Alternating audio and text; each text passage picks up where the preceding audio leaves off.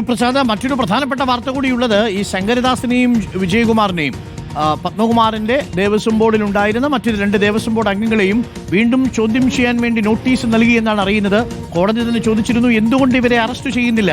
ഇത് വെറും ചോദ്യം ചെയ്യലാകാൻ സാധ്യതയില്ല. ഒരുപക്ഷെ ശങ്കരദാസിനെയും വിജയകുമാറിനെയും ചോദ്യം ചെയ്യലിനൊടുവിൽ അറസ്റ്റ് ചെയ്തേക്കാനുള്ള സാധ്യതയുണ്ടോ? അറസ്റ്റ് ചെയ്യാനുള്ള സാധ്യതയിലേക്ക് നീങ്ങുന്നുണ്ട്. അതിൽ വിജയകുമാറിന്റെ അറസ്റ്റ് ഉണ്ടായേക്കുമെന്നാണ് പ്രത്യേക അന്വേഷണ സംഘം പറയുന്നത്.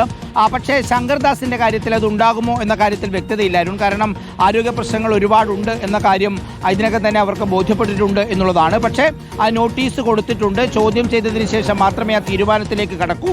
എന്തായാലും അറസ്റ്റ് വേണ്ടിവരും എന്ന നിഗമനത്തിൽ തന്നെയാണ് പ്രത്യേക അന്വേഷണ സംഘം ഉള്ളത്. കാരണം ദേവസ്വം ബോർഡ് ഒരു കൂട്ടായ ഉത്തരവാദിത്തമാണ്. പ്രസിഡന്റിന് ഒറ്റയ്ക്കൊരു തീരുമാനം എടുത്തു പോകാൻ കഴിയുന്ന സംവിധാനമല്ല ദേവസ്വം ബോർഡ് എന്നുള്ളതാണ് അതിൻ്റെ ഒരു സംഘടനാപരമായ ഒരു രീതി എന്ന് പറയുന്നത്. ഒരുപക്ഷെ അതുകൊണ്ട് തന്നെ രണ്ടുപേരെയും അതിൽ അറസ്റ്റ് ചെയ്യാനുള്ള സാധ്യതയാണ് മുന്നിൽ കാണുന്നത്.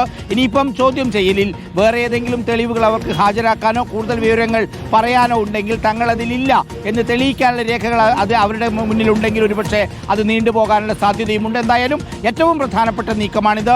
അന്നത്തെ ഇടത് സർക്കാർ നിയോഗിച്ച എ പത്മകുമാർ നിലവിൽ അറസ്റ്റിലാണ്.